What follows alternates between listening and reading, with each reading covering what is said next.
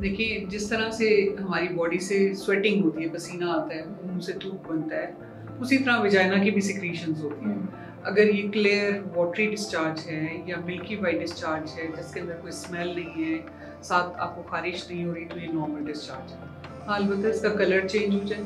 जैसे इसका colour yellow हो जाए, ग्रीन हो जाए, रेड हो जाए, ब्राउनिश सा हो जाए,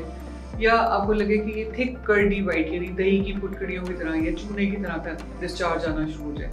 साथ खारिश होना शुरू हो जाए, साथ स्मेल हो, तो फिर ये इन्फेक्टिव डिस्चार्ज है जिसको ट्रीट करना ज़रूरी है। ऐसी सिचुएशन में आप लोग जो वेजाइनल वॉशेस भी रिकमेंड करते हैं अक्सर, तो क्या वो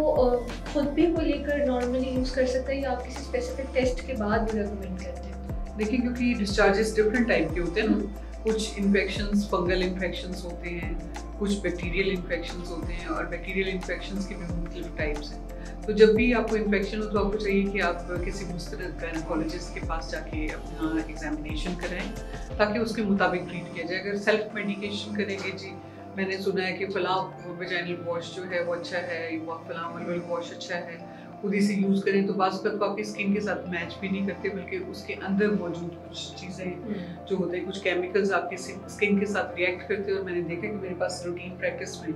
वो उस एरिया की स्वेलिंग और रैशेस के साथ पेशेंट प्रेजेंट कर रहे होते हैं जो ठीक भी नहीं हो रहा होता आसानी से।